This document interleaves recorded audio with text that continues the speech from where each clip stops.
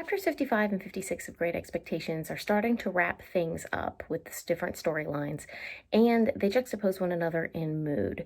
So, chapter 55 has a lighter mood, especially toward the end, because it's Wemmick's wedding, and chapter 56 is most certainly despondent because it's Magwitch's death. Chapter 55 is right after Magwitch has been captured by the police and his money has been taken by the crown. So Pip has no claim on the big wallet of cash, the portable property, as Wemmick says, and there was no formal will, and it goes directly to the British government. That's how it had to be symbolically because of Pip's redemption stage. However, it pragmatically is terrible. We would want, obviously, the money to go to someone in need, and Pip definitely needs it. He's in great debt. We also find out that the reason Compeyson had arrived back on the scene is because he had plans to return Magwitch to jail, and he was going to take Magwitch's money. He was after the money that Magwitch had raised for Pip. We also learned that Magwitch actually owned quite a bit of land, but all of this is now assumed by the British Crown. So moving forward, Herbert offers Pip a job in Egypt for his company that Pip ironically had started, but Herbert still doesn't know. So this is dramatic irony for us. It's a slow-paying job. It's a clerk, but it's better than nothing. Pip doesn't turn it down. He's like, well, maybe give me some time. And Herbert says, take as much time as you need. And of course, Herbert plans to marry Clara as soon as old Bill Barley dies, but in the meantime, Clara has to remain in London taking care of her invalid father. And so Herbert's going to leave, and poor Pip is going to be all alone. It's really almost rock bottom for Pip. You might remember Clara didn't like Pip. Back on page 394, way back, she found Pip to be a bad influence on Herbert, and he was, with the Finches of the Grove and the overspending.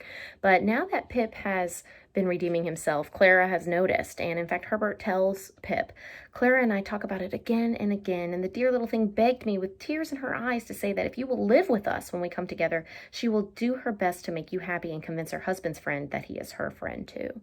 So Pip has this invitation to be the third wheel, which is really sweet, and we'll see what happens. But Herbert moves away. Magwitch is in jail. Magwitch won't go on trial for about a month, even though it's most certain that he will be put on the death penalty because he will be put on death row because of what he has done. And Jaggers even says he can't save him. And so during this time, it's pretty sad. Pip says, I went back to my lonely home, if it deserved the name. For now, it was no home to me, and I had no home anywhere. Of course, that's not true. He could always go back to Kent, but you might recall all the way back to Mrs. Joe's funeral, I think it's chapter 25, Pip acknowledged that he does not go back. So we'll see what happens. When Pip encounters Wemmick a little bit later, Wemmick says, oh my gosh, I just think of the sacrifice of so much portable property. Dear me. Why didn't you grab Magwitch's wallet? And Pip says, well, I think of the poor owner of the property. And pragmatic Wemmick says, well, he could not be saved, but the portable property certainly could have been saved. There's a difference between the property and the owner. Don't you agree? If we were in class right now, I would ask you what you think. Do you agree with Wemmick or do you agree with Pip? But we'll have to wait and see what happens. To lighten the mood a little bit, Wemmick proposes to Pip he's going to take a holiday on Monday. And Pip says, wow, I don't think I've ever known you to take a holiday. And Wemmick says, I don't think I've taken a holiday in 12 years. Would you join me? And Pip's like, okay. He says, I'm going to take a walk. And so when Pip arrives to Wemmick's castle on Monday, he notices that the aged parent is not there. And you might think, oh gosh, is he dead? He's not dead.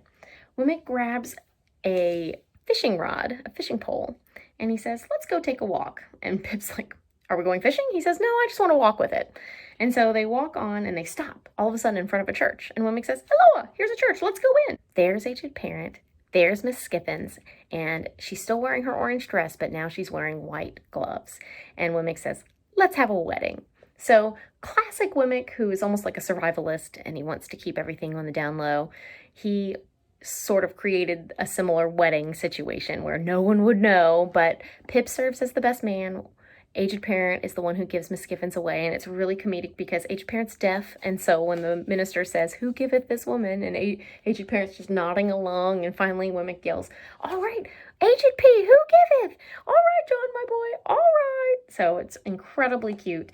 completely done. They go to have breakfast and at a restaurant. And Wemmick says, it's completely paid for. Eat it up. Eat as much as you want. And he says, and I'm guessing, who would suppose this to be a wedding party? He does make one request of Pip. Don't tell Jaggers. He might think I'm softening since you already blabbed other stuff about me. So it's a sweet moment that Wemmick is able to have his happily ever after. Much deserved, considering all that he's done over the years.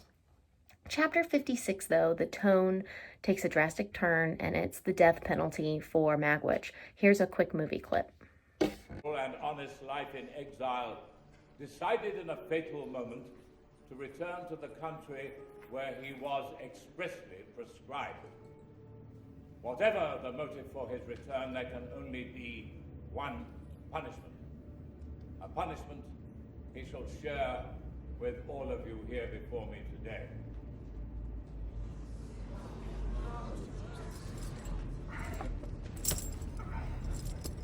By the power vested in me by this court, I sentence you all to death.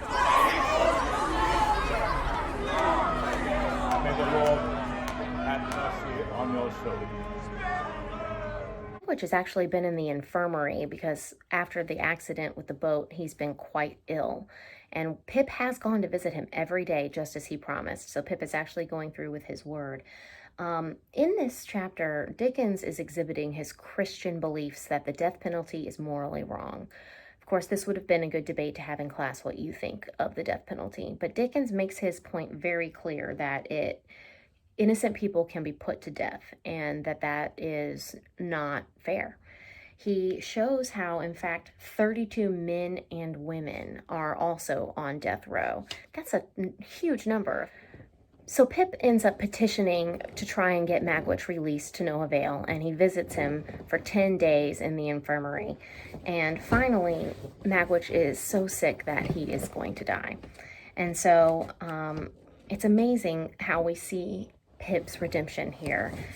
Magwitch can barely speak, and he says, "Dear boy," he says, "you've been more comfortable along me since I was under a dark cloud than when the sun shone." That's the best of all. That Pip has been with Magwitch the entire time when Magwitch was at his lowest. And of course, he doesn't know.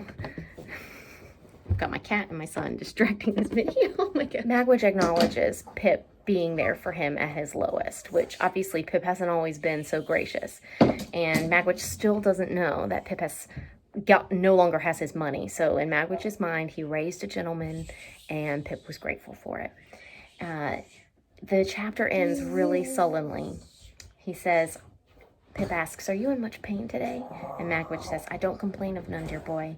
And Pip says, "You never complain." And "I don't complain of none, dear boy," those are Magwitch's last words. Now Pip decides to take this opportunity to give Magwitch one piece of information. "I must tell you, your daughter, whom you loved and lost, she lived and found powerful friends.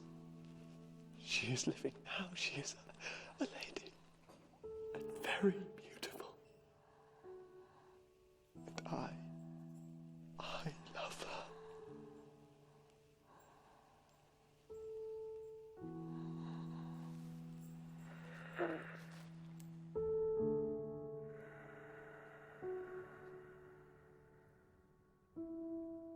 And right as he dies, Pip drops to his knees and prays, "O Lord, be merciful to him, a sinner."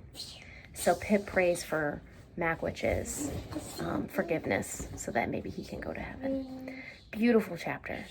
A lot to think about. The death penalty, and we're just really seeing Dickens' Christian nature illuminated in this section. So you'll only have 3 more chapters to go. Chapters 57, 58, and 59. And they're beautiful chapters. And I'll be back with one final video. Thank you so much.